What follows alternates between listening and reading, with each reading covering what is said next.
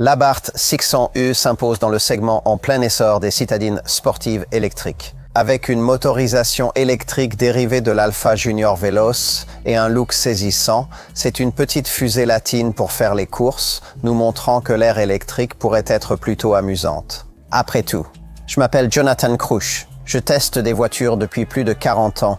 Vous les trouverez tous sur l'application Car and Driving Car Review ici. Je vais essayer de vous dire tout ce que vous devez vraiment savoir sur celle-ci d'une manière que vous ne trouverez nulle part ailleurs. Voici notre animateur Colin.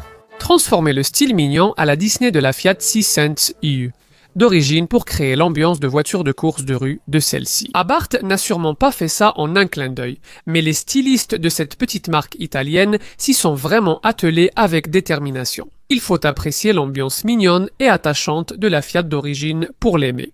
Mais si c'est le cas, alors vous serez peut-être d'accord avec nous pour dire que c'est une citadine sportive électrique qui a vraiment de la présence sur la route. Sera-t-elle aussi extravertie dedans? Voyons. Eh bien, tout cela donne vraiment une sensation sportive, mais uniquement si vous choisissez cette version haut de gamme. Le modèle Scorpionissima, qui bénéficie de ses magnifiques sièges baquets chauffants, sa belt, parfaitement enveloppant. Avec son Alcantara perforé et sa sellerie ornée du logo Scorpion, les pédales en aluminium et les tapis de sol spéciaux de cette version plus chère donnent aussi le temps. Un peu moins apprécié, en revanche, est la présence un peu gênante du logo Scorpion sur le cache du tunnel central et du côté conducteur de la planche de bord noire mat. C'est aussi une exclusivité de la finition Scorpionissima, la version de base Abarth 600e reçoit beaucoup moins d'attention à l'intérieur. Siège avant sportif et volant sport, 3 branches avec surpiqûre jaune, empreinte pour pouce et repère à midi. À part les seuils de porte siglés, les affichages d'athème vert acide et les graphismes d'instruments sur mesure, c'est à peu près tout. Comme tous les boutons et les commodos, l'écran central d'infodivertissement de 10/3 pouces est à peu près le même que celui que vous trouverez dans la Fiat équivalente. Ici, un segment de performance spécial Abarth a été ajouté. Comme toujours, regardons l'arrière. Eh bien, on a vraiment l'impression d'être dans une voiture du segment inférieur des citadines. L'espace pour les jambes est très limité.